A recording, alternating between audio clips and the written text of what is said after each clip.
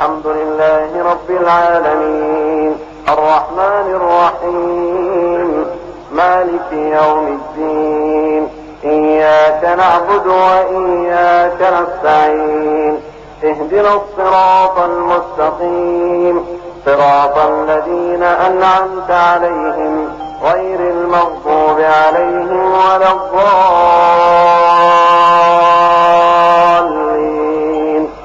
آمين. إن للمتقين مفازا حدائق وأعنابا وكواعب أترابا وكأسا دهاقا لا يسمعون فيها. ونعوذ بالله من شرور أنفسنا ومن سيئات أعمالنا من يهده الله فلا مضل له ومن يضلله فلا هادي له وأشهد أن لا إله إلا الله وحده لا شريك له وأشهد أن محمدا عبده ورسوله أما بعد. கண்ணியத்திற்குரிய எல்லாம் வல்ல அல்லாஹ் ஜல்ல ஷானஹு தஆலாவின் நல்லடியார்களே, அல்லாஹுடைய பேரருளால் அவனுடைய மார்க்கத்தை அதன் தூய்மையான வடிவத்திலே அறிந்து கொள்ள வேண்டும் என்பதற்காக நாம் எல்லாம் பெரும் திரளாக இங்கே குழுமியிருக்கிறோம். இந்த நிகழ்ச்சியிலே இறைவனை எவ்வாறு நம்புவது என்ற தலைப்பு எனக்கு தரப்பட்டிருக்கிறது. இந்த தலைப்பு ஏன் தரப்பட்டிருக்கிறது என்று சொன்னால், உலக மக்கள் இறைவனை பற்றி பலவிதமான தவறான நம்பிக்கைகளை கொண்டிருக்கிறார்கள்.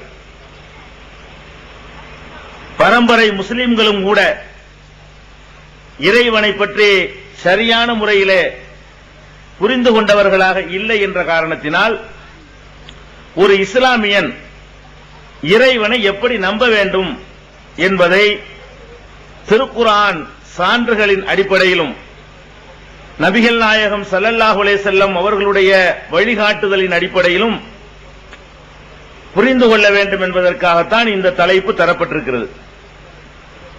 இந்த தலைப்பிற்கு செல்வதற்கு முன்னால் முக்கியமான 2 செய்திகளை நான் உங்களுடைய கவனத்திற்கு கொண்டு வர விரும்புகிறேன். முதலாவதாக, இந்த மேடைக்கு முன்னால் வந்து அமராமல் ஆங்காங்கே தொலைவிலே இருந்து கேட்டுக்கொண்டிருக்கிற சகோதரர்களுக்காக நான் சொல்லிக் கொள்ளக்கூடிய செய்தி, இந்த தௌஹீத் ஜமாத் என்ற அமைப்பு, இந்த அமைப்பினுடைய கொள்கை, கோட்பாடு, பிரச்சாரம் எதுவுமே முஸ்லிம் சமுதாயத்தை பிளவுபடுத்துவதற்காகவோ இந்த சமுதாயத்திலே பிரச்சனைகளை ஏற்படுத்துவதற்காகவோ அல்லது இஸ்லாமிய நெறியிலிருந்து மக்களை எல்லாம் அப்புறப்படுத்துவதற்காகவோ அல்லது இந்த சமுதாயத்திலே வாழுகிற பெரியவர்களை, மரியாதைக்குரியவர்களை, தலைவர்களை எல்லாம் இழிவுபடுத்துவதற்காகவோ அவர்களுடைய மரியாதையை குலைப்பதற்காகவோ உருவாக்கப்பட்ட அமைப்பு அல்ல. இதை நீங்கள் தெளிவாக புரிந்து கொள்ள வேண்டும். 20 ஆண்டுகளாக தமிழகத்தின் பல்வேறு பகுதிகளிலே நாங்கள் இதுபோன்ற நிகழ்ச்சிகளை நடத்தியிருக்கிறோம். இந்த நிகழ்ச்சிகளை நடத்தும் பொழுதெல்லாம் அடி உதைகள் வாங்கியிருக்கிறோம், விரட்டி அடிக்கப்பட்டிருக்கிறோம், பல்வேறு தொல்லைகளை நாங்கள் சகித்திருக்கிறோம், சுவைத்து பார்த்திருக்கிறோம். இந்த துன்பங்களுக்கெல்லாம் பிறகு என்ன நிலை என்று சொன்னால், யார் எதிர்த்தார்களோ அவர்கள்தான் இந்த கொள்கையின் காவலர்களாக மாறினார்கள். யார் இந்த கொள்கைக்கு எதிராக, எங்களுக்கு எதிராக படை திரட்டினார்களோ, தொடை தட்டினார்களோ அவர்களெல்லாம் இந்த நிகழ்ச்சிகளை ஏற்பாடு செய்யக்கூடியவர்களாக மாறியதைத்தான் நாங்கள் 20 ஆண்டுகளாக பார்த்து வருகிறோம். நீங்கள் எல்லாம் ஒரு 20-15 ஆண்டுகளுக்கு முன்னால் மார்க்க கூட்டம் என்று ஏற்பாடு செய்வார்கள். மேடையில 20 பேர் பேச்சாளர்கள் இருப்பார்கள், மேடைக்கு முன்னால் ஒரு 5 பேர் உட்கார்ந்திருப்பார்கள். அதான் மார்க்க கூட்டம். மார்க்க கூட்டம் என்று நடத்துவார்கள். லட்சக்கணக்கான ரூபாய்களை செலவு செய்வார்கள். ஆளுயர போஸ்டர்களை போடுவார்கள். வரக்கூடிய பேச்சாளர்களுக்கெல்லாம் புது புது பட்டங்களை எல்லாம் கொடுத்து பிரம்மாண்டமான ஒரு பிரேமையை ஏற்படுத்துவார்கள். ஆட்டோ விளம்பரம் செய்வார்கள். இப்படி பலவிதமான நாளிதழ்களிலே முழுப்பக்க விளம்பரங்கள் கொடுப்பார்கள். இவ்வளவும் செய்த பிறகு நடத்தப்படுகிற கூட்டத்திலே மக்களுடைய தலை எத்தனை என்று எண்ணி பார்த்தால் 5 பேர் இருப்பார்கள், 10 பேர் இருப்பார்கள். இதுதான் மார்க்கத்தின் மீது இருந்த நிலைமை. இன்றைக்கு என்ன? இந்த ஏகத்துவ பிரச்சாரம் முடுக்கிவிடப்பட்ட பிறகு மார்க்கத்தை அறிந்து கொள்வதற்காக சொந்த பணத்தை செலவு செய்து கொண்டு பல மைல் தொலைவுகளில் இருந்து வாகனங்களை எடுத்துக்கொண்டு வருகிற அளவுக்கு இந்த மார்க்கத்தின் மீது ஆர்வம் ஏற்பட்டிருக்கிறது. அதுதான் நாங்கள் செய்த தவறு. இந்த மார்க்கத்தை விட்டு ஒதுங்கி இருந்த சமுதாய மக்களை சரியான மார்க்கத்தை அவர்களுக்கு சொல்லித் தந்து இந்த மார்க்கத்தின்பால் ஈடுபாடு கொள்ள வைத்திருக்கிறோம். சினிமா நடிகர்களுக்கு ரசிகர் மன்றம் அமைத்தவர்களை எல்லாம் அல்லாஹ்வுடைய மார்க்கத்தை பற்றி பிடிக்கக்கூடியவர்களாக அதனுடைய பிரச்சாரர்களாக மாற்றி அமைத்திருக்கிறோம். பணத்திற்காக மனிதன் விலை போகக்கூடிய காலத்திலே வரதட்சணை என்ற பெயரால் லட்சம் லட்சமாக பெண்களை சுரண்ட முடிகிற ஒரு காலத்திலே அதை எட்டி உதைத்து விட்டு பெண்களுக்கு மகர் கொடுத்து திருமணம் செய்யக்கூடிய இளைஞர்கள் இந்த பிரச்சாரத்தினால் 20 ஆண்டுகளிலே தமிழகம் முழுவதும் ஆயிரக்கணக்கிலே உருவானார்கள். வாங்கிய வரதட்சணையை திருப்பி கொடுத்தவர்கள் ஆயிரக்கணக்கிலே இருக்கிறார்கள். மூட நம்பிக்கைகளிலிருந்து விடுபட்டார்கள். பள்ளிவாசலிலே போய் நிறைத்தார்கள். ஒரு காலத்திலே நீங்கள் பள்ளிவாசலை பார்த்தால் நாளைக்கு சாகக்கூடியவர்கள் தான் பள்ளிவாசலுக்கு தொழப்போவார்கள்.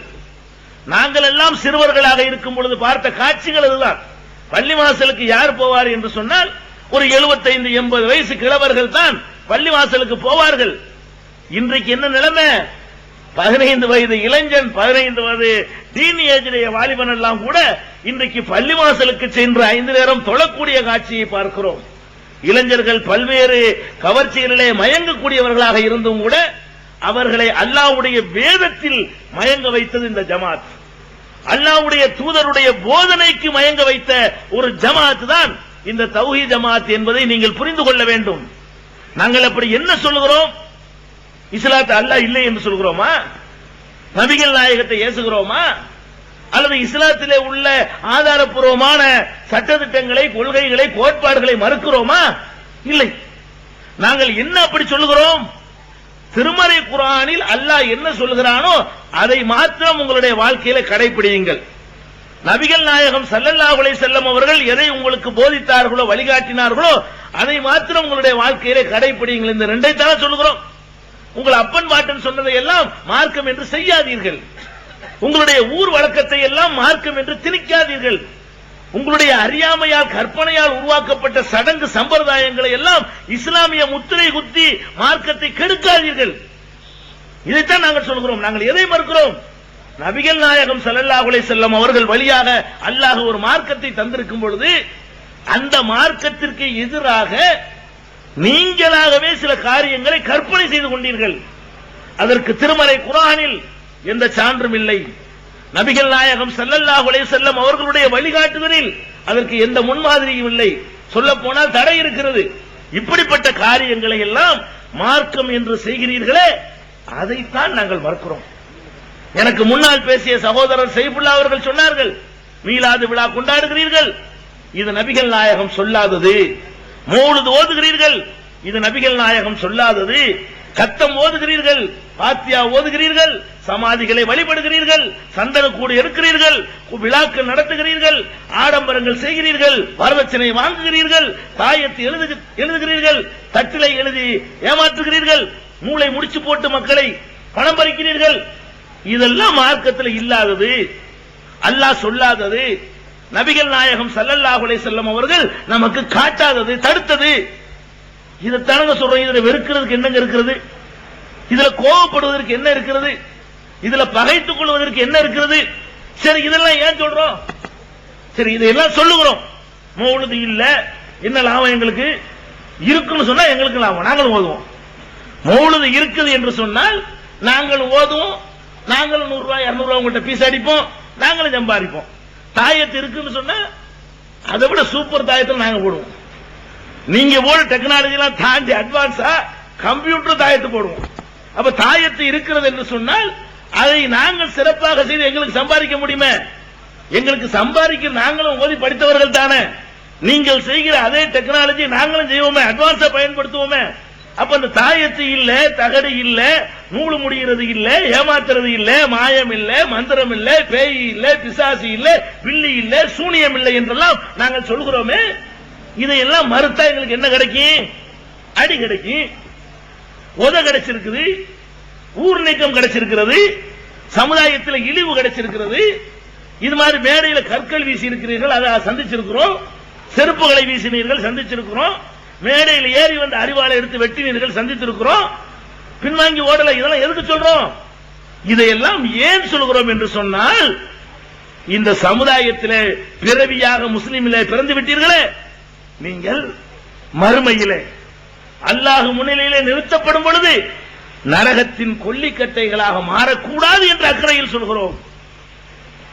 உங்கள் மீது உள்ள பகையின் காரணமாக சொல்லவில்லை, உங்களை கெடுப்பதற்கு சொல்லவில்லை, உங்களை நரக படுகொலியிலே தள்ளுவதற்கு சொல்லவில்லை. எதற்காக சொல்கிறோம்? மா கான லி மூமினின் வலா மூமினத்தின் இதா கலல்லாஹு வ ரசூலுஹு அம்ரா. மூமினான இறைவனை நம்புகிற ஆணாக இருந்தாலும் பெண்ணாக இருந்தாலும் அல்லாஹ்வும் தூதரும் ஒரு முடிவெடுத்து விட்டால் அதுல மாற்று கருத்து கொள்வதற்கு எவருக்கும் உரிமை இல்லை என்று அல்லாஹ் திருமறை குர்ஆனிலே சொல்லி காட்டுகிறான். அதுக்கு தான் உங்கள்ட்ட வந்து சொல்றோம், நீங்க இறை நம்பிக்கையாளர்களாக இருக்கிறீர்கள்.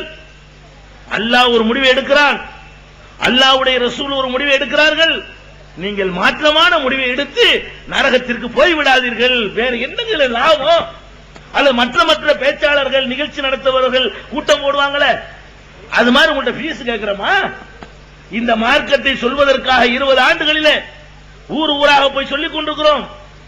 2000 ரூபாய் கொடுன்னு கேட்டோமா? பேசுற கட்டணம் கேட்டோமா? 5000 ரூபாய் கேட்டோமா? ஏசி ரூம் போட்டு கேட்டோமா? கார்ல ஏத்திட்டு வாங்கன்னு கேட்டோமா? வருவோம், சேர் எடுத்து நாங்க போடுவோம். நாங்க எதையும் எதிர்பார்க்கல உங்கள்கிட்ட. நாங்க தான் வந்தோம், நாங்க தான் சேர் எடுத்து போட்டோம்.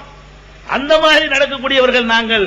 எதையும் கேட்காமல் அல்லாஹ்வுடைய திருப்தியை பெறுவதற்காக மட்டும்தான் ஊர் ஊராக போய் கத்திக் கொண்டிருக்கிறோம். தாமதம், ஒட்டல் போவதற்கு தாமதம்.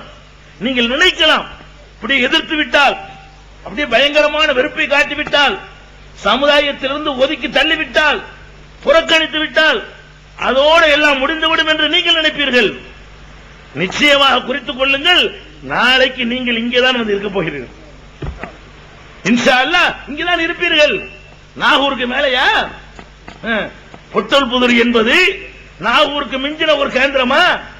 அந்த நாகூர் தர்காவுக்கு முன்னாலே நாங்கள் போய் சத்தியத்தை சொல்லி அடி வாங்கினோம். நிலைமை என்ன இன்றைக்கு? இன்றைக்கு என்ன நிலைமை? பாதிக்கு மேற்பட்ட சகோதரர்கள் இந்த சத்திய மார்க்கத்தின் பக்கம், உண்மையான கொள்கையின் பக்கம் வந்திருக்கிறார்கள். வெளியூர் மக்களால் தான் அந்த தர்கா நிறைக்கப்படுகிறதே தவிர உள்ளூர் மக்களின் ஆதரவு இல்லாத ஒரு நிலை ஏற்பட்டதே. நாங்க என்ன வெளியிலிருந்து படையை இறக்கியா அந்த நிலையை செய்தோம்? எந்த மக்கள் அதை வழிபட்டார்களோ அந்த மக்கள் திருந்தினார்கள், அந்த மக்கள் சரியான பாதையை புரிந்து கொண்டார்கள். சத்தியத்தை, மார்க்கத்தின் மீது பற்று உள்ள எவராலும் ஏற்காமல் இருக்க முடியாது. இன்னைக்கு ஏற்பீங்க, எதிர்க்கிறீங்க. எங்களுக்கு உங்கள் மீது கோபமே கிடையாது. எங்களை எதிர்த்தவர்கள் மீது எங்களுக்கு கோபம் கிடையாது. பரிதாபப்படுவோம், அன்பு செலுத்துவோம். யா அல்லாஹ் அவர்களுக்கு வழிகாட்டு, சரியான மார்க்கத்தை புரியவை. இதை நாங்கள் சொல்லுவோம். ஏன் நம்முடைய அப்பன் பாட்டன்மார்கள் நமக்கு சரியான மார்க்கத்தை சொல்லவில்லை? சரியான மார்க்கத்தை சொல்லவில்லை என்பதற்கு நான் பெரிய ஆதாரம் ஒன்றும் சொல்ல வேண்டாம். ஒரு வரதட்சணை உதாரணமாக எடுத்துக்கொள்கிறேன். நமக்கு சரியான மார்க்கத்தை சொன்னார்களா இல்லையா என்பதற்கு பெரிய ஆதாரம்லாம் வேணாம். மற்றெல்லாம் சொன்னா அதுல இவன் ஒரு கருத்து அவன் ஒரு கருத்துன்னு சொல்லுவீங்க. வரதட்சணை வாங்குறது குற்றம் என்று விளங்குறதுக்கு பெரிய மார்க் அறிவு வேணுமா? ஒவ்வொரு மனிதனுக்கும் விளங்கிக்கொள்ள முஸ்லீமா இருக்கணும் அவசியம் இல்லை. ஒரு இந்துட்ட போய் கேளுங்க, வரதட்சணை வாங்குறது எப்படிங்க? சிறப்பான காரியம் சொல்லுவாரா? ஒரு கிறிஸ்தவத்தை போய் கேளுங்க, வரதட்சணை எப்படி? வரதட்சணை கண்டிப்பா வாங்கணுங்க, முக்கியமான வேலைன்னு சொல்லுவாரா?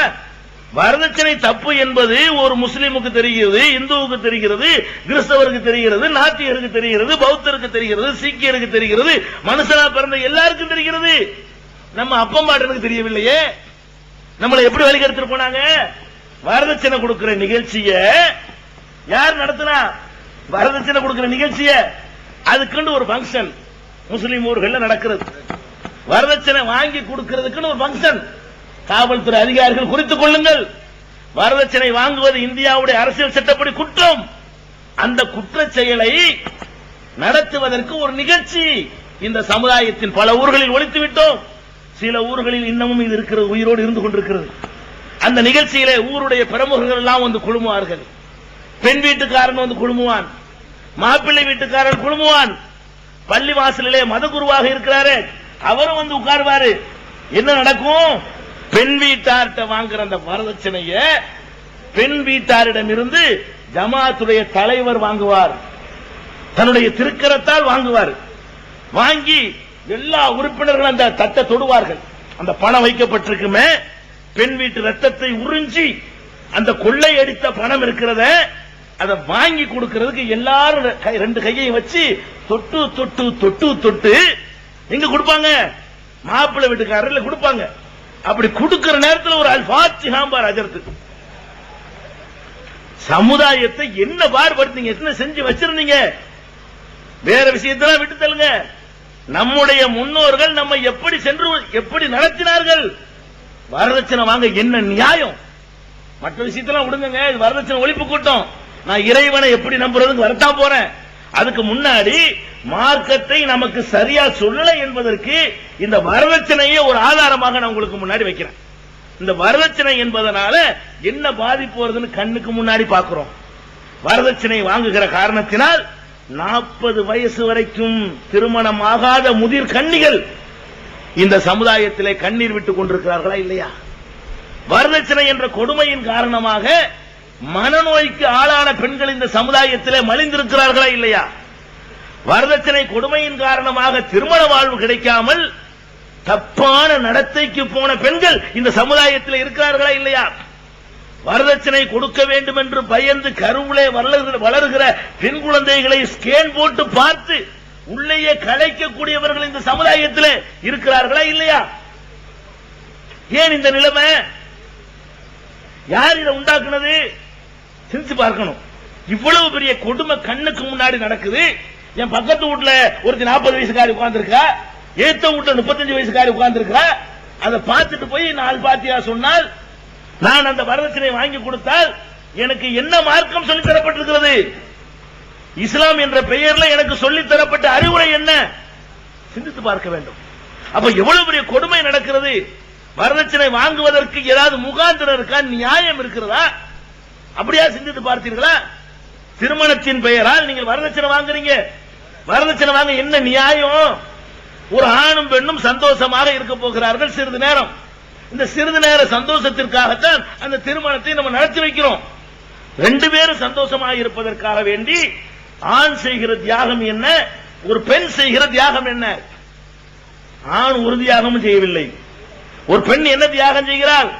இவனுக்கு சுகம் தருவதற்காக வேண்டி வீட்டை விட்டு வருகிறாள், தாய் தந்தையை விட்டு வருகிறாள், அண்ணன் தம்பியை விட்டு வருகிறாள், உற்றார் உறவினரை விட்டு வருகிறாள். வேறு மாநிலத்திலே திருமணம் முடித்து கொடுத்தால் மாநிலத்தை விட்டு மொழியை விட்டு அவர் என்ன செய்கிறார்? இவனுக்கு சந்தோஷம் தருவதற்காக வேண்டி, ஒரு ஆண் மகனுக்கு சந்தோஷம் தருவதற்காக இவ்வளவையும் தியாகம் பண்றார். இவன் தகப்பனோடவே இருக்கிறான், இவன் தாயோடவே இருக்கிறான், இவன் வீட்டோடவே இருக்கிறான், இவன் சொந்தக்காரங்களோடவே இருக்கிறான். இவனை விட வயசு குறைஞ்சவளுக்கு தான் தாய் தந்தை சொந்த பந்தம்லாம் தேவை. வயசு திருமணத்தில் அப்படித்தான் நம்ம நடத்துறோம். ஒரு ஆணுக்கு பெண்ணுக்கு எடுத்துக்கிட்டீங்கன்னா 5 வயசுல இருந்து 10 வயசு வரைக்கும் வித்தியாசம் இருக்கிறது. நம்மை விட வயசு குறைந்த ஒரு பெண்ணு வந்து தகப்பனை விட்டு வரணுமா, தாயை விட்டு வரணுமா, அண்ணனை விட்டு வரணுமா, தம்பியை விட்டு வரணுமா, ஊரை விட்டு வரணுமா, சொந்தத்தை விட்டு வரணுமா, இவர் இங்கே இருப்பாராம். இப்ப இதுக்கு யார் ரேட்டு கொடுக்கணும்? இப்ப இதுல வந்து யார் தியாகம் செய்யறா? 2 பேரும் சந்தோஷம் அனுபவிக்கிறீங்க, அவளோட தியாகம் செய்யறா. அப்பனை விட்டுட்டு வர்றதுக்கு எவ்வளவு ரேட் சொல்லு? ஆத்தா விட்டுட்டு வர்றதுக்கு என்ன கொடுக்க போற? ஊரை விட்டுட்டு வர்றதுக்கு என்ன கொடுப்ப? நீ என்னத்தை விட்ட? உனக்கு சுகந்தருக்கு அவ தேடி வர்றான், இவன் கேட்கறான், மானம் கட்டவன் எனக்கு எவ்வளவு தருவேன்னு கேட்கறான். அது ஜமாத்துல உட்காந்து வாங்கி கொடுத்துட்டு வர வெக்கம் இல்லாம இதை சொன்னா எதிர்க்கிறீங்க, கத்துறீங்க, எங்களை திட்டுறாங்க. அக்கிரமத்திலே பார்த்து ஆதரிச்சுட்டு இருப்பாங்களா? இந்த அநியாயம் செய்வீங்க, குமர்கள் எல்லாம் தவறான நடத்தைக்கு போனாலும் பரவாயில்லைன்னு விடுவீங்க, கண்ணீர் விட்டாலும் பரவாயில்லைன்னு இருப்பீங்க. நாங்க சும்மா இருக்கணுமா? இதையெல்லாம் இந்தியாவுடைய அரசியல் சாசனத்திலே தடை செய்யப்பட்டது. சரியான முறையில் சட்டத்தை கடைபிடிக்கக்கூடிய ஒரு நாடாக இருந்தால் எல்லாம் உள்ள கம்பி என்னணும். நம்ம நாட்டில் சட்டம் ஏற்ற இருக்கும், நடைமுறைக்கு வராது, நடவடிக்கை எடுக்க மாட்டாங்க. புகைப்பிடிக்கிறது கூடாது சட்டம் போடுவாங்க, 3 நாளைக்கு புகைப்பிடிக்க கூடாது, 4வது நாளைக்கு எல்லாரும் குடிக்கலாம். பொது இடங்களில் புகைப்பிடிக்க கூடாதுன்னு 3 நாளைக்கு இப்படி கிடக்கும். பான் பராக் விற்க கூடாது, 3 நாளைக்கு விற்க மாட்டாங்க. நம்ம நாட்டில் எந்த சட்டம் நடைமுறையில் இருக்குது? சட்டங்கள் நடைமுறைப்படுத்தாத ஒரு நாடு உலகத்தில் இருக்குன்னு சொன்னா அழகான சட்டம் இருக்கும், அமுல்படுத்தப்படாமல் இருக்கும். அப்படிப்பட்ட ஒரு நாட்டில் இருக்கிற தப்பிச்சுட்டு இருக்கிறீங்க. இதுவே ஒரு சிங்கப்பூரா மலேசியா இருந்தா இந்த பாத்தியாவதுல இருந்து வாங்கி கொடுத்த வரைக்கும் நான் கம்பி பண்ணிட்டு இருப்பான். சட்டத்தை நிலைநாட்டுல யாருக்கும் பயப்பட மாட்டாங்க. 1000 பேர் திரண்டு போனா சட்டம் வளையும். நம்ம நாட்டில் வேற நாட்டில் வளையாது, சட்டம் சட்டம் தான். அப்ப சட்டவிரோதமான ஒரு காரியத்தை இன்றைக்கு செய்து கொண்டிருக்கிறார்கள். இதுக்கெல்லாம் என்ன காரணம்? மார்க்கம் சரியா சொல்லிக் கொடுக்கப்படல. அதனால காரணம், மார்க்கத்தை சரியான முறையில் செஞ்சிருப்பாங்களா? அந்த தாம்பத்திய வாழ்க்கைக்கு பிறகு அவப்படுற கஷ்டம் என்ன? தாம்பத்திய வாழ்க்கை அனுபவிச்ச பிறகு இவன் பாட்டு போயிருவான், அவன் கர்ப்பிணி ஆயிருவா. அன்னைக்கு ஒரு நாளைக்கு அவனுக்கு அந்த சந்தோஷத்தை தவிர வேற ஒண்ணு இவனுக்கு கிடையாது. அவளுக்கு அந்த ஒரு நாள் தான் சந்தோஷம். அப்புறம் நாலு செல்ல செல்ல செல்ல செல்ல மயக்கம் வரும், வாந்தி வரும், திங்க முடியாது, உங்க முடியாது, படுக்க முடியாது, நடக்க முடியாது, உட்கார முடியாது, படியில ஏற முடியாது, இறங்க முடியாது, குடத்தை தூக்க முடியாது. இவ்வளவு கஷ்டங்களை கண்ணுக்கு முன்னாடி உன் தங்கச்சி படுறத நீ பார்த்திருக்கிற, உங்க அக்கா படுறத பார்த்திருக்கிற. அப்புறம் கேட்கிற பொம்பளைட்ட, உங்க அக்காவுக்கு இந்த மாதிரி கற்பனையா இருக்கும் பொழுது என்ன பாடுபட்டான்னு உனக்கு கண்ணால பாத்தீங்கள? உனக்கு தானே அந்த பொம்பளை இவ்வளவு கஷ்டத்தையும் படுறான்னு சிந்திச்சு பார்த்து நீங்கள கொடுக்கணும். இந்த சாதாரண அறிவு கூட இல்லாதவர்களாக இந்த சமுதாயம் சென்று கொண்டிருக்கிறது. பள்ளிவாசலில் வைத்து வரதட்சணை வாங்கி கொடுக்கிற அளவுக்கு டெவலப் ஆயிருக்கணும். அந்த வரதட்சணை வாங்கி கொடுக்கிற நிகழ்ச்சிகள் பள்ளி வாயிலில் வைத்து நடக்கிற அளவுக்கு எல்லாம் சில ஊர்கள் ரொம்ப முன்னேறி இருக்கிறது. அப்ப இந்த மாதிரியான காட்சியை பார்க்கிறோம். பிரசவிக்கிறா, இது சின்ன விஷயமா? பிரசவ வேதனைங்கிறாங்களே, அது வந்து ஒரு ஆணுக்கு இருந்து தாங்க முடியுமா? அவ்வளவு பெரிய கொடூரம், மறுபிறவி, செத்து பிழைக்குதல், அவ்வளவு பெரிய நமக்கு வாரிசு, நம்முடைய வாரிசை பெற்றுத் தருவதற்காக வேண்டி சாவுடைய விளிம்புக்கு போயிட்டு வர்றால. எப்படி நீ கேப்ப? 1-2 அந்த வரதட்சணை கொடுமை வழங்குறதுக்கு பெரிய ஆராய்ச்சி எங்க வேணும்? குர்ஆன் ஹதீஸுடைய பெரிய நாலேஜ் வேணுமா? உன்னை சுத்தி பாருடா, உன் அண்ணனை பாரு, தங்கச்சியை பாரு, அக்காவை பாரு, ஏத்து வீட்டு பக்கத்து வீட்டை பாரு, வழங்கும். இவ்வளவுக்கு தெளிவா தெரிஞ்சிருக்கிற கொடுமை.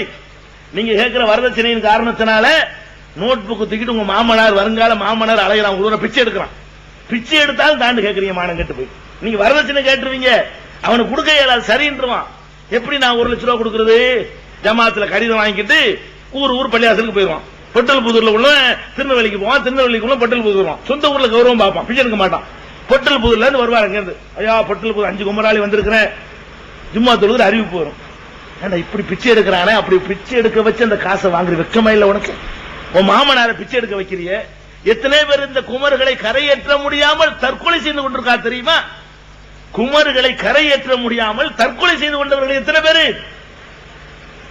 கொதிக்க ரத்தம். இவ்வளவு பெரிய கொடுமையை ஒரு இஸ்லாமியன் செய்வானா? ஒரு இஸ்லாமிய சமூக அமைப்பில் இது நடைபெறலாமா? ஒரு இஸ்லாமிய ஜமாத்துகள் இதை செய்யலாமா? இதை தட்டி கேட்டா குழப்பவாதியா? இதை தட்டி கேட்டா சமுதாயத்தை கேடு செய்யறவனா? இதை மாற்றி அமைக்க சொல்லி பேசினா உலகத்தை கெடுக்க வந்தவர்களா நாங்கள்?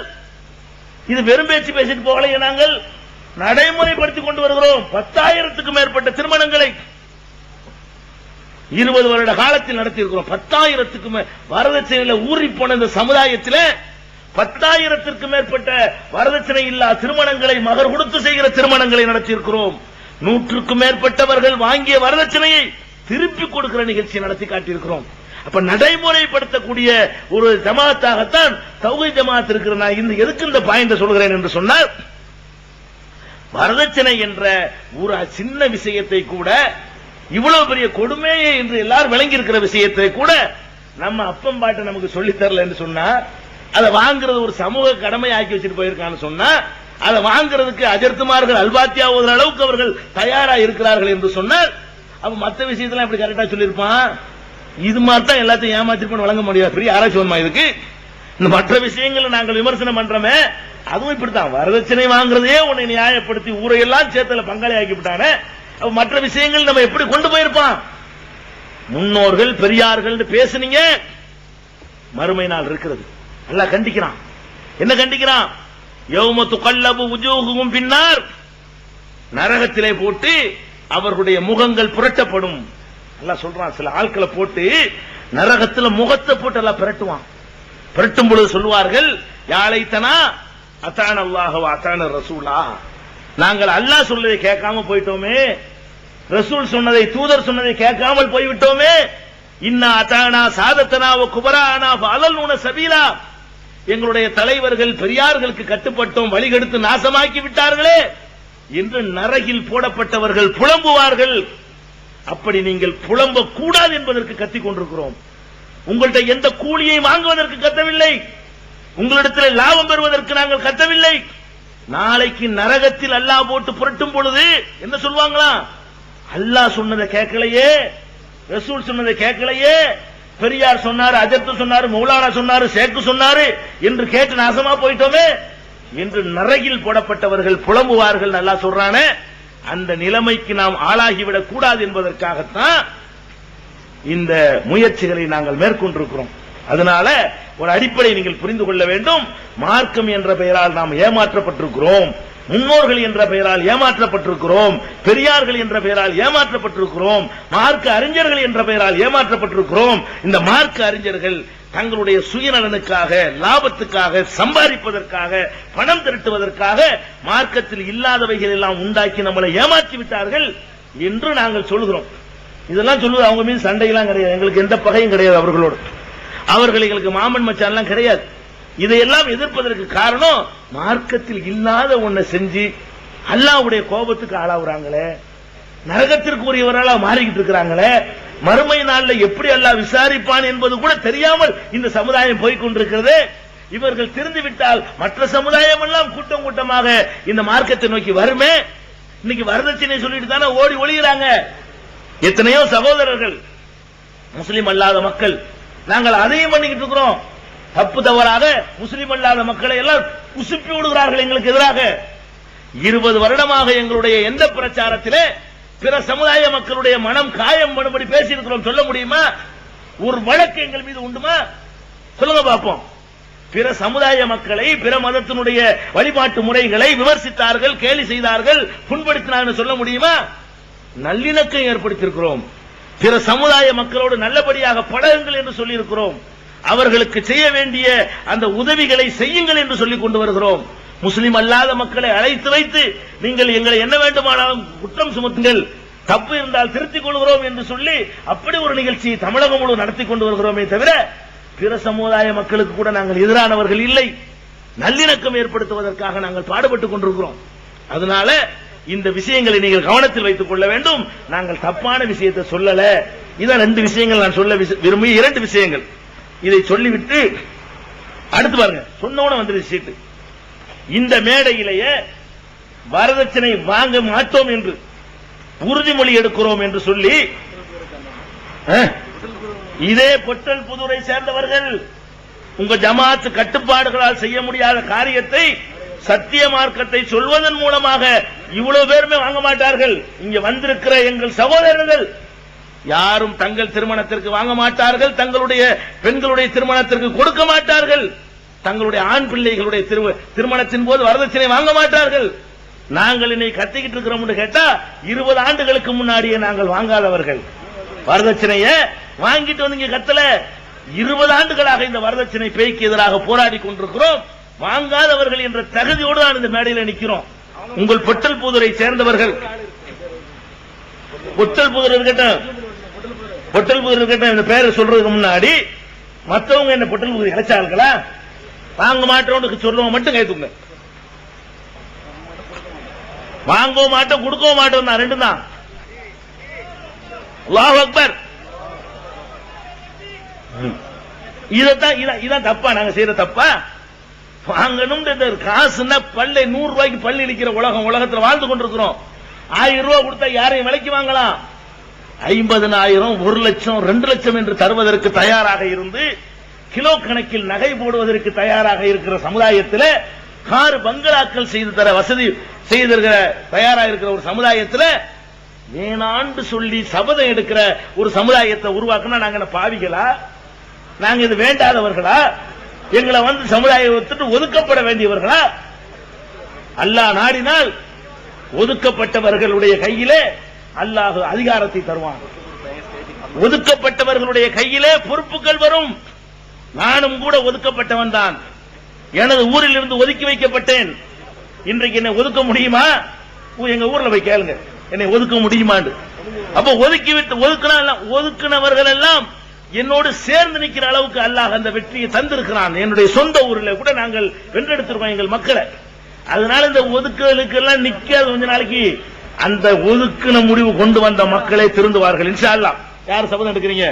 பொட்டல் புதுரை சேர்ந்த இந்த சகோதரர்கள் K Sheikh Mohammed, M Hameed, N Jamal Mohammed, A Sulaiman Khan, A Jailani, T Sheikh Syed Ali, Makhdoom Tajuddin, P Shahul Hameed, A M Haja Nagore Meeran, M Abdul Kadir ஆகிய இந்த சகோதரர்கள் பொட்டல் புதூரிலே இப்பதான் காலெடுத்து வைத்திருக்கிற காரணத்தினால் இந்த குறைந்த எண்ணிக்கையில சபதம் எடுக்கிறார்கள். இன்ஷா அல்லாஹ் அடுத்த வருடத்திலே இதே போன்ற ஒரு நிகழ்ச்சி நாங்கள் நடத்துவோம். பாதி பொட்டல் புதூர் மக்கள் சபதம் எடுப்பார்கள். உங்கள் உள்ளங்களை நாங்கள் வென்றெடுப்போம்.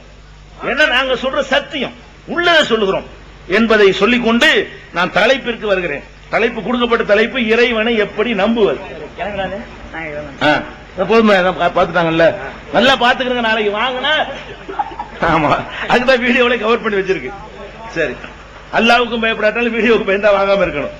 சரி, இறைவனை எப்படி நம்புவது என்பது எனக்கு தரப்பட்டிருக்கிற தலைப்பு. இறைவனை பொறுத்த வரைக்கும் மனித சமுதாயம் 4 விதமான தப்புகளை செய்கிறார்கள். எல்லா மனுஷன் சேர்த்து சொல்றான்.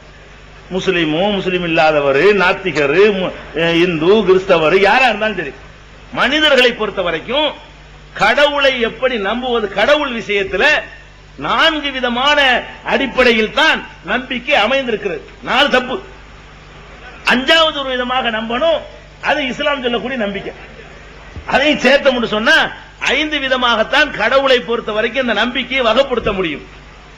ஒரு சாரார் என்ன பண்ணுவாங்க கேட்டா, ஒரு தவறு கடவுளை பற்றி மனிதன் செய்கிற ஒரு தவறு என்னவென்று சொன்னால் கடவுளை இல்லைன்னு சொல்வது. அது ஒரு தவறு. கடவுள் விஷயத்துல மனிதன் செய்கிற தவறு என்ன? கடவுளா, கடவுள் எங்க இருக்கா, யார் பார்த்தது, இப்படி சொல்லக்கூடிய ஒரு தவறு மனித குலத்தில் இருக்கிறது. முஸ்லீமுக்கு பிறந்த ஒரு 10 பேர்ட்ட இருக்கிறது, இந்துவுக்கு பிறந்த ஒரு 10 பேர்ட்ட இருக்கும், கிறிஸ்தவருக்கு பிறந்த ஏன் சொல்றேன்னு கேட்டா அவர் கிறிஸ்தவரா இல்லங்கிறதுனால சொல்றேன். அப்ப முஸ்லிமுக்கு பிறந்த, இந்துவுக்கு பிறந்த, கிறிஸ்தவருக்கு பிறந்த அந்த சகோதரர் 10 சகோதரர்கிட்ட என்ன எண்ணம் இருக்குன்னு கேட்டா, கடவுள்லாம் கிடையாது, கடவுள்லாம் இல்ல, அதுவா எல்லாம் இயற்கையா தான் வந்துச்சு, கடவுள் ஒண்ணு கிடையாது. ஏப்பா கிடையாதுங்கிற? நீ பாத்தியா கடவுள? நான் பார்த்தேனா? யாராச்சும் பார்த்தாங்களா? கொண்டாந்து காட்டு நம்புறேன் இப்படின்னு சொல்லி வாதம் பண்ணி கடவுளை இல்லை என்று சொல்லக்கூடிய ஒரு தவறை சிலர் செய்து கொண்டிருக்கிறார்கள். இந்த தவறு இது சரியா? இது எப்படி தவறு என்று சொல்கிறீர்கள் என்றால் இஸ்லாம் தான் அதுக்கு தீர்வு சொல்லுது. கடவுளை இல்லை என்று யாராவது சொன்னார்களே ஆனால் கடவுள் இருக்கிறான் என்பதற்கு இஸ்லாம் அடுக்கடுக்கான சான்றுகளை உலக மக்கள் முன்னால் வைக்கிறது. அது என்ன அடுக்கடுக்கான சான்று? முதல்ல நான் கண்ணால பார்த்து தான் நம்புவேங்கிறிய, அதுவே தப்பு. கண்ணால பார்க்கறத மட்டும் நம்புறது கழுத நம்பும், குதிரை நாய் நம்புமே. கண்ணால பார்க்காத நம்புறதுக்கு பேர் தான் பகுத்தறிவு. பகுத்தறிவுனா என்ன அர்த்தம் கேட்டா, கண்ணால பார்க்கறத நம்புவேன். அது நாயை ஒரு கல்லை எடுத்து பார்ப்போம், ஓடுதா இல்லைன்னு பார்ப்போம். நம்பிச்சா இல்ல? இப்ப ஒரு கல்லை எடுக்கிற, கண்ணால நாய் பாக்குது, இவன் கையில கல் இருக்குது, அடிப்பான், ஓடுதா இல்லையாப்ப? அப்ப கல்லுன்னு சொல்லி விளங்கி நாய் நம்புது. இது மனுஷன் நம்புற வேலை கிடையாது. கண்ணால பார்த்தா தான் நம்புவேன். நாய் நம்பும், பன்றி நம்பும், கழுது நம்பும், எல்லாமே நம்பும். அப்ப கண்ணால் பார்த்து நம்புறது அல்ல பகுத்தறிவு. எல்லா ஜீவராசிகளும் கண்ணால் பார்ப்பதை நம்பும். முதலாளி வந்தா, அவனுக்கு எஜமான் வந்தா வாழை ஆட்டும், வெளித்து வேற தெருவுல வந்தா குலைக்கும். குறைக்குமா? குறைக்கும். எங்க ஊர்ல குலைக்குமாங்க. அப்ப நாய் குறைக்கும். முதலாளி வந்தா என்ன செய்யும்? வாழை ஆட்டும். கண்ணை வச்சுதானே கண்டுபிடிக்கிறது, கண்ணால பார்த்து தானே கண்டுபிடிக்குது. அதுதான் இதான் இதுக்கு பகுத்தறிவு கிடையாது. கண்ணால பார்த்து நம்புறது, இது மைக்கு நம்பினா பெரிய பகுத்தறிவா? கிடையாது. காதால கேட்டு நம்புறது, இது எல்லாரும் எல்லா ஜீவனும் செய்யறது. என்ன சொல்றான்? கடவுள் பேச்ச காதுல கேட்டியா? கடவுளை கண்ணால பாத்தியா? கடவுளை தொட்டு பார்த்து தடவி பாத்தியா? தட்டுப்பட்டாரா? இவன் கேட்கிறான். இவன் 5 புலன் இருக்குல்லங்க, இந்த 5 புலனுக்கு தெரியலையா கடவுள்? என்ன வாதம் பண்றான்னு கேட்டா, 5 புலன்களுக்கு கடவுள் தெரியலங்கிறதுனால கடவுள் இல்ல. நாங்கள் கடவுளுடைய பேச்ச காதால கேட்கல. இப்ப காதால கேட்டதை நம்புவீங்களா? காதால கேட்ட நாய் நம்புமா இல்லையா? ஒரு அரட்டு விட்டு பாருங்களேன், பேபேன்னு கூப்பிடுங்க, கோழி ஒடியாருமே, நம்புத? காதால கேட்டு நம்புத? மாட்டை வரட்டுங்களா, அடுத்த விட்டு வயல்ல மேயுது, ஓடி போயிடும் மாடு. ஏன் ஓடுது? காதால கேட்டு நம்புது. இவன் சவுண்ட் மாறியா இருக்குது, அடிச்சாலும் அடிப்பான், அதெல்லாம் ஓடுதப்ப. அப்ப காதால கேட்டு நம்புறது என்பது யாரு? எல்லா ஜீவன்களும் நம்பும். முகர்ந்து பார்த்து அல்லாஹ்வுடைய வாசம் ஏதாவது வருதா? மல்லிகைப்பூ வாசம் மாதிரி ஒரு வாசம் வந்தா நம்பலாம். அல்லாஹ் முகர்ந்து பாத்தீங்களா அப்படின்னு கேட்கிறான். அஞ்சு புலன் இருக்குல்லங்க மனிதனுக்கு. கண்ணால பாக்குற அறிவு, காதால கேட்கிற அறிவு, முகர்ந்து பாக்குற அறிவு மனுஷனுக்கு இருக்கிறது. கண்ணையும் மூடிக்கிட்டோம், காதையும் மூடிக்கிட்டோம். ஒரு ஆள் மல்லிகைப்பூ வச்சுட்டு ஒரு பொம்பளை வருது, அது பொம்பளையும் பார்க்காம மல்லிகைப்பூயும் பார்க்காம மல்லிகைப்பூ வச்சுட்டு ஒரு ஆள் போய் கண்டுபிடிக்க முடியுமா? முடியாதா? இதான் இப்படி இருந்தா தான் அல்லாஹ் நம்புவாங்க. இப்ப அல்லாஹ் போற வாசம் அடிக்கிற சொல்லி பார்ப்போம். இது என்ன நீ நம்புறது? உன்னை விட லட்சக்கணக்கான மடங்கு அதிகமா நாய்க்கு மோப்ப சக்தி இருக்குத. அது கரெக்டா குற்றவாளி யாரு, அவன் வேர்வை எப்படி இருக்கும், இவன் வேர்வை எப்படி இருக்குன்னு கண்டுபிடிச்சிடும். எது? நாய். அது குற்றங்களை கண்டுபிடிக்கிற நாயை பயன்படுத்தலாம் மனுஷன். இந்த மோந்து பார்த்தா நம்புவேன்னு சொன்னா அது உன்னை விட நாய் எவ்வளவு டாப், நம்ம விட எத்தனையோ மடங்கு. அது முகர்ந்து பார்த்து எங்கேயோ உள்ளது முகர்ந்து பார்த்து கண்டுபிடிச்சிடும். அப்ப முகர்ந்து பார்த்தா நம்புவேன், தடவி பார்த்து தொட்டு பார்த்தா நம்புவேன். அதுவும் எதாவது நம்புவேன். ஒரு மாடு தூங்கிக்கிட்டு இருக்குது, இப்படி முதுகு தடவுங்க ஓடி போயிடும், தெரியுமா இல்லையா? அப்ப தடவுனவுல மேல ஏதாவது படுதுன்னு கண்டுபிடிக்கிறதுக்கு பகுத்தறிவு வேணுமா? பகுத்தறிவு தேவையில்லை. பகுத்தறிவு இல்லாமல் இதெல்லாம் கண்டுபிடிக்கக்கூடியது. அப்ப சுவை, ஒளி, ஊறு, ஓசை, நாற்றம் சொல்லக்கூடிய அந்த 5 புலன்களால் அறிந்தால் தான் கடவுள் நினைத்துக் கொண்டு இவன் சொல்றான். அதெல்லாம் கிடையாது. கடவுள் நான் பார்த்ததில்லை, கேட்டதில்லை, நான் முகர்ந்ததில்லை, நான் தொட்டதில்லை, நான் ருசிச்சதில்லை. 5வது சுவை என்ன? டேஸ்ட் பாக்குற. கண்ணையும் முடிக்கிறோம், காதையும் பொத்திக்கிறோம், நாக்குல சீனெல்லி போடுறோம், இனிக்குதுன்னு சொல்றியா இல்லையா? கண்ணால பார்த்தா இனிப்ப கண்டுபிடிச்ச, காதல கத்த கண்டுபிடிச்ச, நாக்கு சொல்லிவிடும். குருட்டு பயிலுக்கு இனிக்கும், பார்வை உள்ளவனுக்கு இனிக்கும், 2 பேருக்கு இனிக்கத்தான் செய்யும்.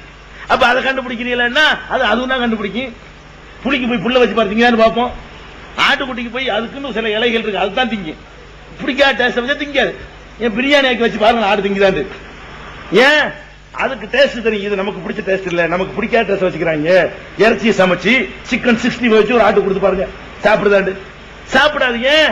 அது டேஸ்ட் பாருங்க, நாக்க வைக்கும் தெரிஞ்சு போய் நமக்கு உள்ள விஷயம் இல்லை. இது நமக்கு வேப்பில வேணும், இல்லாட்டி புண்ணாக்கு வேணும், பருத்தி கொட்டை வேணும். இது சரி. இது என்னப்பா நாக்கு விட்டு வைக்கிட்டு கண்டுபிடிக்கிற பகுத்தறிவா?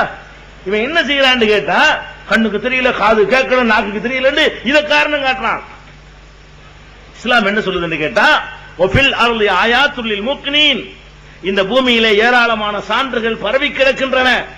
அதை சிந்திச்சு பாடுற, பூமியில பாடுற, நீ என்ன உலகத்தை எங்க வாழ்ந்து கொண்டிருக்கிற? இந்த பூமி என்பது அல்லாஹ்வுடைய அந்த சராசரங்கள்ல ஒண்ணுமே இல்ல.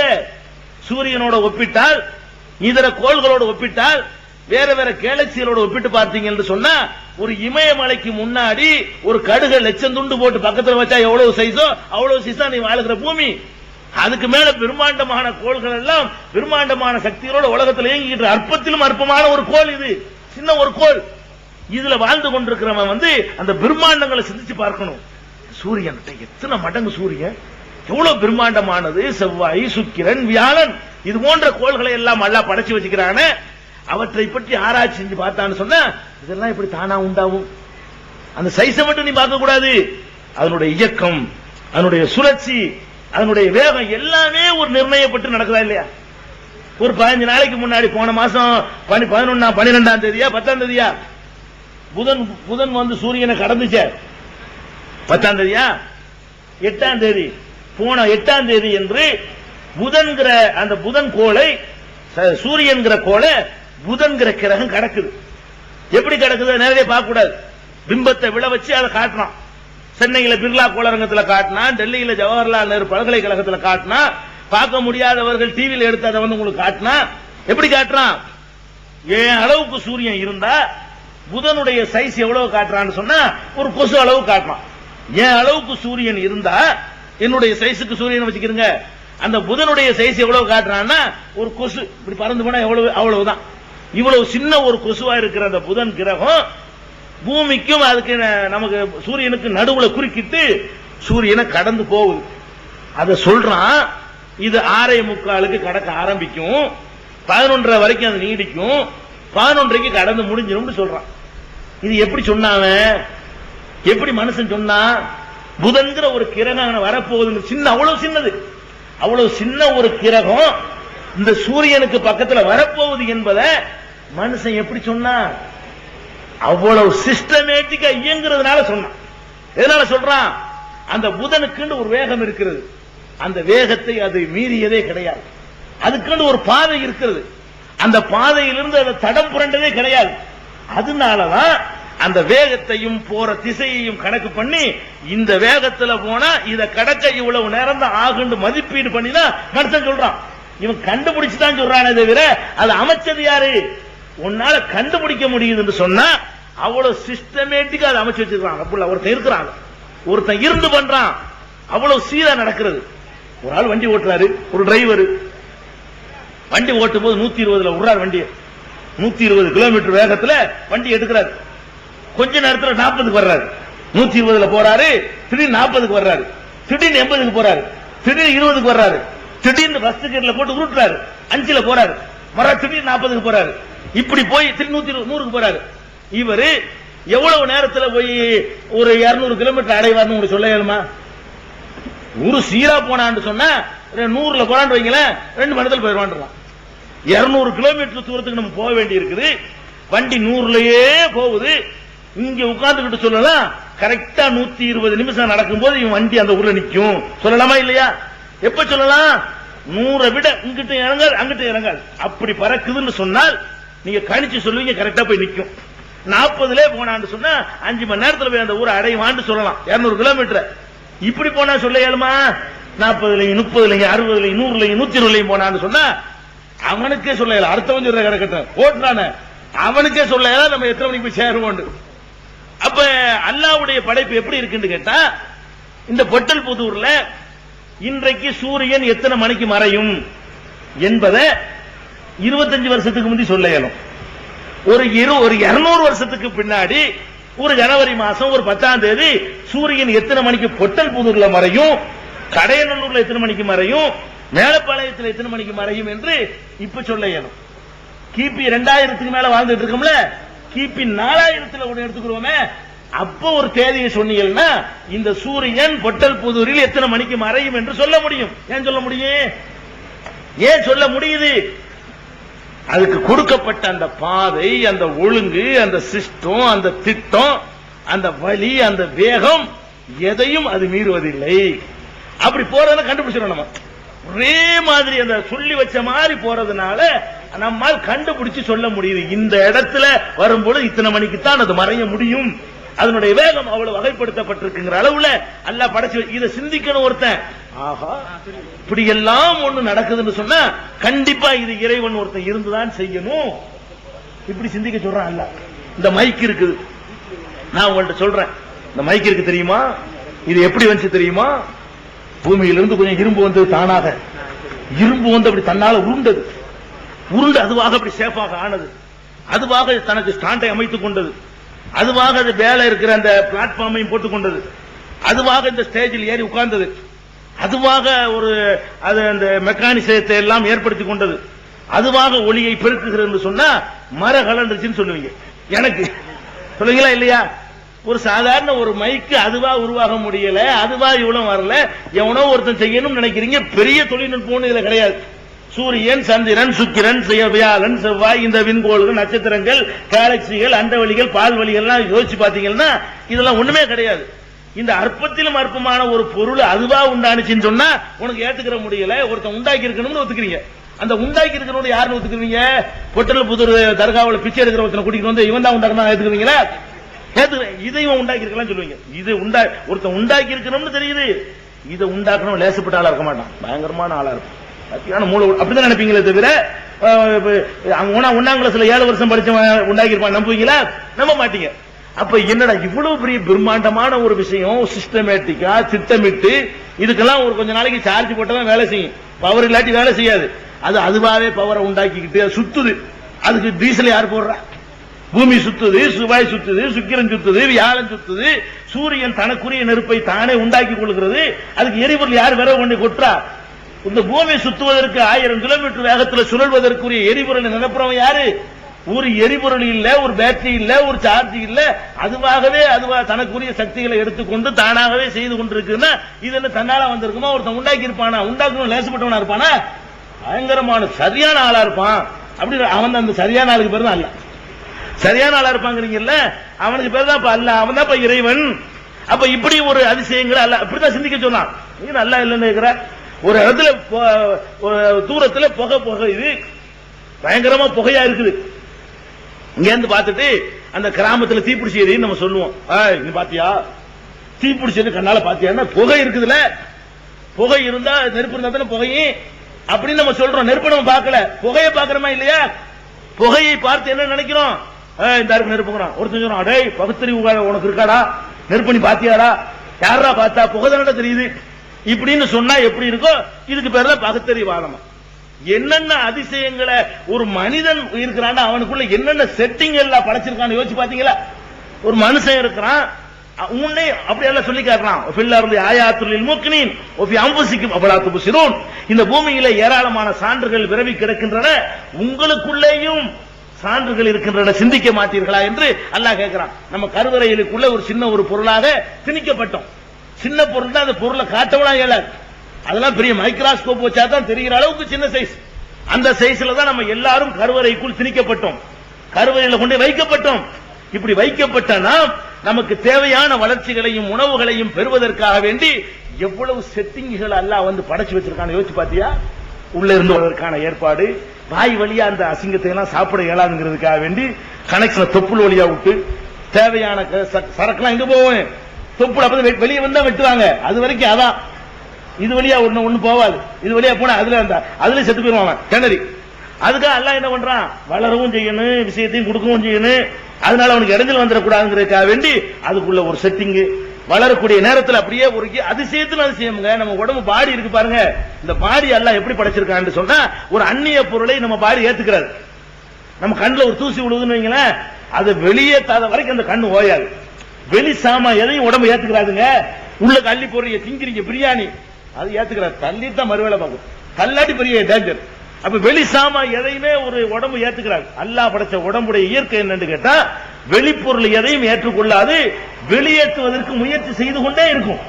வெளியேற்றுவதற்குரிய எல்லா முயற்சியும் செய்யும். இப்ப சாப்பிடுறீங்க, அதை வெளியேற்றுவதற்கு என்ன முயற்சி பண்ணும்? போட்டு அரைச்சு கரைச்சு தள்ளி வெளியே தள்ளி அந்த பாதைக்கு அனுப்பி அங்கிருந்து ஒரு பிரஷரை தள்ளி கணத்தை ஏற்படுத்தி நம்மளுக்கு அந்த உணர்வு உண்டாக்கி தள்ளிட்டு தான் மறுவேளை பார்க்கும். பகுதா இல்லையா? இதான் மனிதனுடைய உடம்புல உள்ள எல்லா பாட்டிலையும் இதான் இயற்கை. வெளிப்பொருளை ஏற்றுக்கொள்ளாது. ஆனால் இந்த அந்நிய பொருள் தான் கருங்கிறது. விந்து போகுத அது ஒரு அந்நிய பொருள் தான். வெளியே தள்ள முயற்சியை பண்ணாது, அதை வாங்கத்தான் முயற்சி பண்ணும். வெளியே தள்ள முயற்சி பண்ணாது, அதை வாங்கி கொண்டு அதை வளர்த்து அதை பெருக்கி அது ஏன் அங்க மட்டும் அப்படி ஒரு செட்டிங். எந்த இடத்துல என்னத்தை கொடுத்தாலும் வெளியே தள்ளி விடக்கூடிய உடம்பு அதுல கொடுக்கும் பொழுது மட்டும் பெரிய லாங் டைம்ல எடுத்துக்கொண்டு அது மாட்டுக்கு வெளியே விட மாட்டேங்குது. குதிச்சாலும் விட மாட்டேங்குது, வெளியே வர மாட்டேங்குது. ஆடுனாலும் வர மாட்டேங்குது, ஓடுனாலும் வர மாட்டேங்குது. என்னென்ன பண்ணி பார்த்தாலும் உள்ள போன வெளியே வராது. அது ஏதோ பாத்திரம் வீக்கு ஓட்ட பாத்திரமா இருந்தால் இயற்கை ஒன்று நல்லா படைச்சிருப்பான். அது சில கற்பங்கள் கலைஞ்சிடுறது உண்டு. பெரும்பாலும் என்னன்னு கேட்டா வெளியே விட மாட்டேங்குது. அதே நேரத்தில் ஒரு குறிப்பிட்ட டைம் வந்தவொடனே அப்பதான் ஞாபகம் வருது, ஆகா வெளி சரக்குல உள்ள இருக்குது. 10 மாசத்துக்கு ஒரு ஞாபகம் வருது. கற்ப பைக்கு எப்ப இந்த விஷயம் தெரியுது? ஆஹா நமக்குள்ள வேற ஒரு சாமான்ல கிடக்குது, இது நமக்கு சம்பந்தம் இல்லாததுல அப்படின்னு வெளியேற்றுவதற்கு திடீர்னு முயற்சி பண்ணுது. திடீரென்று முயற்சி பண்ணி நம்மளை வெளியே தள்ளுது. என்ன ஒரு அதிசயத்தை ரப்புல் ஆலமீன் உலக வச்சிருக்கிறான். இந்த கருவறைக்குள்ள நடக்கிற அதிசயங்களை ஒருத்தன் சிந்திச்சு பார்த்துட்டு அல்லாஹ் இல்லைன்னு சொல்லுவானா? வெளியே வரக்கூடிய நேரத்தில் நம்ம வந்ததே அதிசயம்ங்க. ஒரு கருவறையில நீங்க வெளியே வந்தீங்களே, போகும்போது இருந்த சைஸுக்கு வெளியே வர்ற சைஸுக்கு எவ்வளவு பெருசு வித்தியாசம். உள்ள போகும்போது என்ன சைஸ், நீங்க வெளியே வரும்போது என்ன சைஸ், அவ்வளவு பெரிய சைஸ் வெளியே வர இயலுமா? வரக்கூடிய நேரத்தில் 2 காலை ஒரு நசுக்கு நசுக்கு நட சட்னியா போயிருப்பாங்க. வரக்கூடிய நேரத்தில் வெளியே வரும்போது வேற ஒரு ரமுகமுகலான்னு வைக்க சாங்குவியா நீ இன்னைக்கு அல்ல எங்கன்னு கேட்கிற அந்த அம்மாக்காரி வேற காலப்பட்டு ஒரு நசுக்கு நசுக்குன்னு சொன்னா வந்துகிட்டு இருக்கும்போதே சட்னி ஆயிரும். ஆளு ஒண்ணு தேர மாட்டான். அப்படி நசிக்கிறாம அது வரணும் வலிக்கிட்டு அது வரக்கூடிய நேரத்தில் ஒரு திரவம் வலு விளக்கெண்ணை விட வலுவலுப்பான ஒரு திரவத்தை உற்பத்தி பண்ணி அதை கொலகொலண்டு ஆக்கி அது நின்று உசலிச்சு முடியாது என்ற எவ்வளவு செட்டிங் வந்து உளுந்தவன என்ன செட்டிங் பண்றான் அல்ல, கடையில போய் ஜாமான் வாங்கி கொடுக்க சொன்னா இவர் சொன்ன மாதிரி கலப்படத்தை கூட சாவடிச்சு போடுவாங்கல. குழந்தை பிறந்த குழந்தைக்கு உணவை கடையில வாங்கி கொடுக்குற மாதிரி எல்லாம் படைச்சிருந்தா இப்ப உட்கார்ந்து இருக்குல்ல 5% உட்கார்ந்து இருக்க மாட்டோம், 95 போய் சேர்ந்திருப்போம். ஏன்னா தேங்காய் எண்ணெயில கலப்படம் பண்றான், மில்க் பவுடர்ல இந்த கலப்படம் பண்றான். நம்ம தாங்கிக்கிறோம், குழந்தை தாங்குமா? இன்னைக்கு பிறந்த குழந்தைக்கு தாங்க முடியுமா அந்த மாதிரி கலப்படம் பண்ணான்னு சொன்னா? அப்படி பண்ணிடுவாங்க. நல்லா என்ன பண்றான்டா, வந்தவுடனே அங்க உண்டாக்கலாம், ரெடியா தயார் நிலையில் இருக்கும். வெளியே வந்தவுடனே அங்க சுரக்க ஆரம்பிச்சிடும் உணவு. அங்கே இருந்த உணவு கலப்படம் செய்ய இயலாது. என்னென்ன இதெல்லாம் இன்னைக்கு இருக்க தன்னா வச்சதுலாம் என்ன செஞ்சு பார்க்க மாட்டீங்களா? எவனோ ஒருத்தன் உட்கார்ந்து இந்த வேலையை செய்யறான்னு புரியல உங்களுக்கு எல்லாம். இப்படி எல்லாம் சிந்திக்க சொல்றான். அதே மாதிரி நீங்கள் விவசாயம் பண்றீங்க, ஒரே ஒரு தானியத்தை கொண்டே போடுறீங்க, ஒரு நிலத்தான் போடுறீங்க. மண்ணுடைய இயல்பு என்னடா, போடப்பட்டதுல அழிச்சு போடுறது மண்ணுடைய இயல்பு. என்னுடைய இந்த கைக்குட்டை இருக்குது, இதை புதைச்சு வச்சுட்டு 10 நாள் கழிச்சு எடுக்க முடியுமா? இதை 10 நாள் கழிச்சா மண்ணு தான் இருக்கும். இதை நான் மண்ணுக்குள்ள புதைச்சு வச்சுட்டு ஒரு 10 நாள் கழிச்சு எடுத்தா என்ன இருக்கு? மண்ணு தானே இருக்கு. ஏன் உங்க தாத்தா பாட்டெல்லாம் புதைச்சு தோண்டி பாருங்க என்னமா இருக்காண்டு. உங்க தாத்தா பாட்டை மூத்தா போயிருப்பாங்கல்ல, புதைச்சிருப்பீங்கல்ல, அந்த தோண்டி பாருங்க என்னமா இருக்காண்டு. மண்ணுடைய தன்மை என்ன? போட்டது அழிக்கிறது மண்ணுடைய தன்மை. இரும்பா இருந்தாலும் ஒரு குறிப்பிட்ட காலம் கண்டா அழிச்சுப்படும். ஆனா இரும்பையெல்லாம் அழிக்கக்கூடிய ஒரு மண்ணு, ஒரே ஒரு கடுக போடுறோம், அழிக்க முடியல, ஏத்து போராடுது. நீ அழிச்சிருவியா? பாத்துருவோமா? 1க்கு 10 ஆகி காட்டுறேன், 1க்கு 100 ஆகி காட்டுறேன். அந்த மண்ணை எதிர்த்து போராடுறது எது ஏற்படுது? ஒரு சின்ன அணு, சின்ன கடுகு, ஒரு நெல்லு, ஒரு எள்ளு, ஒரு புல்லு எதிர்த்து போராடி மணலை கிழிச்சுக்கிட்டு ஓட்ட போட்டுக்கிட்டு பிளந்து கொண்டு சில நேரங்களில் உறுதியான சுவர்களையும் வெடிக்க செய்யுது. காக்க எச்சம் போட்டு போயிடும். அதுல முளைச்சு நம்ம ஒரு கடப்பால் அடிச்சு அந்த கட்டத்தை உடைக்கணும். ஒரு சாதாரண சக்தி இல்லாத ஒரு வேப்பங்கொட்டை என்ன செஞ்சிரு, ஒரு கட்டத்தை ஒண்ணுமில்லாம ஆகிவிடும். 2 புழக்க வச்சிருங்க, வேற விட்டு விட்டு விட்டு விட்டு எடுத்துவிடும். அப்ப அந்த மாதிரியான ஒரு அதிசயங்கள் எல்லாம் நிகழ்த்துற அப்படி கண்ணால பார்த்தோம்னு சொன்னா இறைவன் இல்லைன்னு நம்ம சொல்ல முடியுமா? இப்படியான அதிசயங்கள் நீ எப்படி மரம் முளைக்குதுன்னு பாரு. அதுல ஒரு மாமரத்தை மாங்கொட்டையை போடுற, மாம்பழம் ஒரு 1000 மாம்பழம் உற்பத்தி ஆகுது, அவ்வளவு தேன் மாதிரி இனிக்கிறது. நீங்க ஊத்துன தண்ணியில இனிப்பு இல்ல, மண்ணை வேண்டாலும் நக்கிப்பாரு, அதுல இனிப்பு இல்ல, போட்ட மாங்கொட்டையிலயா இனிப்பு இருந்துச்சா அதுலயும் இனிப்ப காணா, காத்துலையா நக்கி பாரு இனிப்பு தட்டுப்படுதாண்டு அதுலயும் இனிப்ப காணா, வெயிலும் இனிக்குமாண்டு அதுவும் இனிக்காது. இவ்வளவு சீனி எங்க யாரா கொண்டே போட்டது? நீ ஒரே ஒரு மாங்கொட்டையை கொண்டே போகட்ட அது மாதிரி 1000 கணக்குல இதெல்லாம் எங்க இருந்து வருது? அவ்வளவு வண்ணங்களை கொடுத்தது யாரு? கலர் கொடுத்தது யாரு? அவ்வளவு பச்சையும் சிவப்பும் மஞ்சளுமாக. சுப்ஹானல்லாஹ். ஒரு விவசாயத்தை ஒருத்தன் ஆராய்ச்சி பண்ண அல்லா இருக்கான்னு ஒத்துக்குருவான்.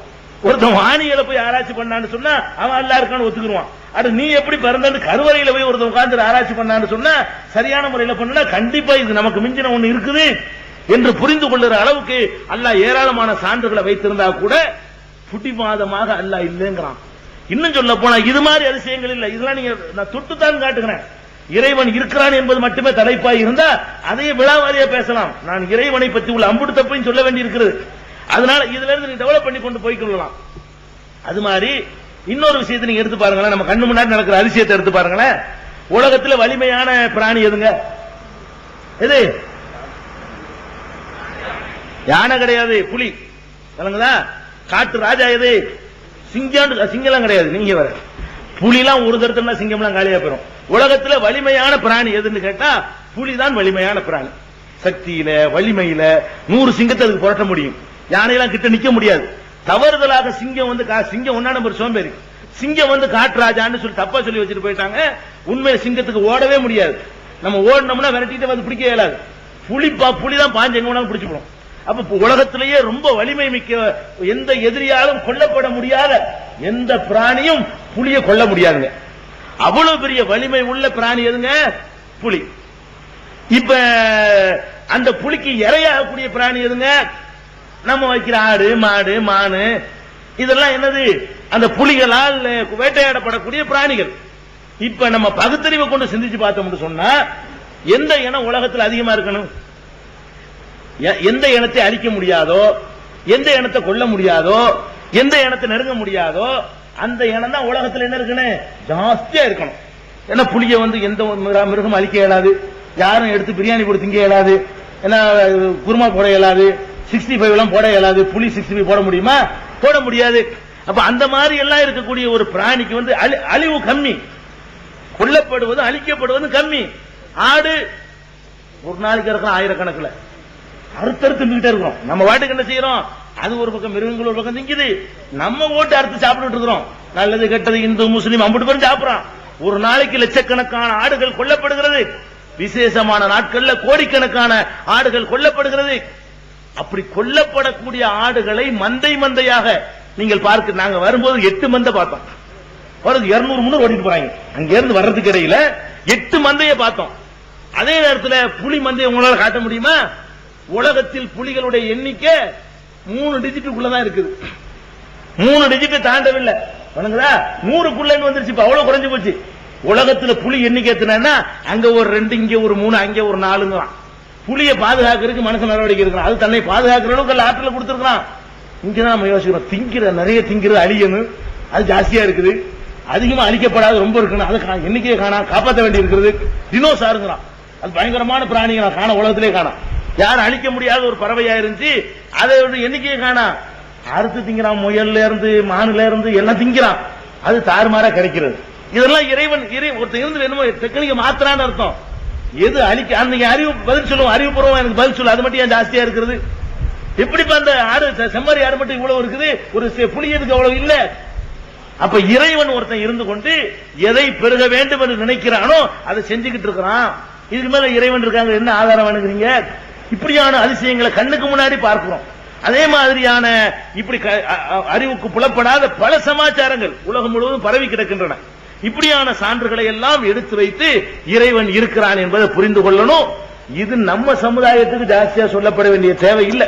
நீங்கெல்லாம் அல்லாஹ்வை நம்பணும். இந்த விஷயம், இந்த தப்பு நம்மள்ட்ட ஜாஸ்தியா இருக்காது. ஒரு 5 பேர் 10 பேருக்கு இருக்கிற தப்பு தான் இது. இது ஒரு தப்பு. இறைவன் விஷயமாக எது ரொம்ப சொல்லணும், அதுக்கு நான் ஆசையா பின்னாடி வருவேன். கொஞ்சம் சொல்ல வேண்டியது கொஞ்சமா வச்சுக்கிறோம், ரொம்ப சொல்ல வேண்டியது வரும்போதுதான் தேவையானதுலாம் வரும். 2வது மேட்ரு என்ன? இறைவனை இல்லைன்னு ஒருத்தன் சொல்லிடுறானா, இன்னொருத்த கடவுள் விஷயத்துல செய்யற தப்பு என்னன்னு கேட்டா, இறைவனா அது நிறைய லட்சக்கணக்கில் இருக்குங்கிறான். ஒருத்தன் இறைவனை இல்லைங்கிறான், நீ இல்லைங்கிறியா, நான் 1000 இருக்குங்கிறான். அப்ப இல்லைன்னு சொல்வது எப்படி தவறோ, இறைவன் கடவுள் நிறைய இருப்பான் என்று சொல்வதும் பெரிய கடவுளுக்கு செய்யற பெரிய தப்பு. ஒரு அப்பா இருக்கலாம், நீ அப்பனே இல்லடாண்டாலும் தப்பு தான். அது உங்க அப்பா யாரு? எனக்கு 25 அப்பா இருக்கிறான், அதுவும் தப்பு தான். அப்பனே இல்லைன்னு சொன்னாலும் தப்பு தானங்க. அப்ப அது மாதிரி உள்ளது இது. அப்ப கடவுளை இல்லைன்னு சொல்லுவது மட்டும் தப்பு இல்ல. கடவுள் ஒரு அப்ப 10 இருக்க முடியாது, கடவுள் மட்டும் இப்படி 10 இருப்பான். ஒரு அப்பங்கிறது 10, ஒரு மனிதன் உற்பத்தி ஆவதற்கு 10 இருக்க முடியாதுன்னு சொன்னா, இது ஒரு பூமி தான் இருக்குது, இதை 10 பேர் உண்டாக்கணும் எப்படி சொல்லுவேன்? ஒரு சூரியன் தான் இருக்குது, ஒரு சந்திரன் தான் இருக்குது, ஒரு செவ்வாய் இருக்குது, ஒரு சுக்கிரன் இருக்குது, ஒரு சீரா ஓடிக்கிட்டு இருக்கு, ஒரு சிஸ்டமேட்டிக்ல இயங்கி கொண்டிருக்கிறது. அதுக்கு மட்டும் 10 பேரு ஒருத்தர் தான் இருக்க முடியும். பல கடவுள் இருக்க முடியாது. எல்லா மனிதனையும் அந்த ஒரு கடவுள் தான் படைத்தான். எல்லா ஆடு மாடுகளையும் அவன் தான் படைத்தான். எல்லா மரமட்டைகளையும் அவன் தான் படைத்தான். எல்லா நீரையும் அவன் தான் படைத்தான். எல்லா மலைகளையும் அவன் தான் படைத்தான். எல்லா உணவுகளையும் அவன் தான் படைத்தான். காற்றை அவன் தான் படைத்தான். மேகத்தை அவன் தான் படைத்தான். கோள்களை அவன் தான் படைத்தான். அதனுடைய இயக்கங்களை அவன் தான் இயக்குகிறான். இப்படி எல்லாத்தையும் சேர்த்து செய்யக்கூடியவன் ஒரே ஒருத்தன் தான் இருக்க முடியும். பலர் என்று நினைப்பது கடவுள் விஷயத்திலே மனிதர்கள் செய்கிற 2வது பெரிய பிழை. நிறைய கடவுள் என்று நம்ப கூடாது. அறிவு ரீதியாகவும் சரியில்லை. ஏன் சரியில்லை? திருமறை குர்ஆன் அவர்களுக்கு எதிராக சான்ற வைக்கிறது. லவ் கான ஃபீஹிமா ஆலிஹத்துன் இல்லல்லாஹு லஃபஸதா. ஒரு அல்லாஹ்வை தவிர ஏராளமான கடவுள்கள் இருந்திருந்தால் இந்த வானம் பூமி ரெண்டுமே என்றைக்கு சீரழிந்து சின்னாபின்னமாக இருக்கும். 2 கடவுள் இருக்கான்னு வைங்க. இந்த கடவுள் கிழக்க வர சொல்லுவார் சூரியனை, அந்த கடவுளை நான் என்ன மட்டுமா மேற்கு போம்பாரு. இப்ப சூரியன் கிழக்கு வருமா மேற்கு வருமா? இப்ப 2 கடவுள் இருக்கிறாங்கன்னு வச்சுக்கிருவோம். ஒரு கடவுளை சூரியனை மேற்கு வர சொல்லுவாரு, இன்னொரு கடவுள் அதான் கிழக்கு தான் வரணும். இப்ப என்ன ஆகும்? 2 பேரும் சமமா இருக்கிறாங்கல்ல, 2 கடவுள், 2 யாருக்கும் பணிய வேண்டியது இல்ல, 2 பேரும் சூப்பர் பவர் ஒத்துக்கிட்டீங்கன்னா 2 பேரும் தன்னுடைய கௌரவத்தை காக்க போவான்ல. நீ மட்டும் ஓன் சொல்லிப்படி போயிட்டு ஏன் சொல்லிப்படி போவானாமா அப்படின்னு ஒருத்தன் காப்பான். அதெல்லாம் கிடையாது, ஏன் சொல்லிப்படி, அதெல்லாம் ஏன் சொல்லிப்படி தான் போவோம். வெட்டிக்கிட்டு சாக வேண்டிய 2 பேரும். இது 2 கடவுள் சரியா வருமா? அவங்க வெட்டிட்டு செத்தாங்கன்னா இதெல்லாம் சீரழிஞ்சு சின்ன நாசமா போயிருக்கும். நாசமா போகல, பூமி நாசமா போகல, சூரியன் நாசமா போகல, அதனுடைய இயக்கத்தில் எந்த மாறுதலும் ஏற்படல, தடுமாற்றம் ஏற்படல, குழப்பம் ஏற்படல. சூரியன் போய் சந்திரன்ல முட்டிடல, சந்திரன் போய் செவ்வாயில முட்டல. அதுக்குரிய டிஸ்டன்ஸை கரெக்டா மெயின்டைன் பண்ணிக்கிட்டு அது பாட்டுக்கு சுற்றி சுழன்று ஓடிக்கொண்டே இருக்கிறது. அப்ப எப்படி 2 பேர் இருக்க முடியும்? 2 ஒரு பள்ளிக்கூடத்துக்கு 2 முதலமைச்சர் 2 தலைமை ஆசிரியர் உருப்படுமா? அது ஒரு பள்ளிக்கூடம், இவரும் தலைமை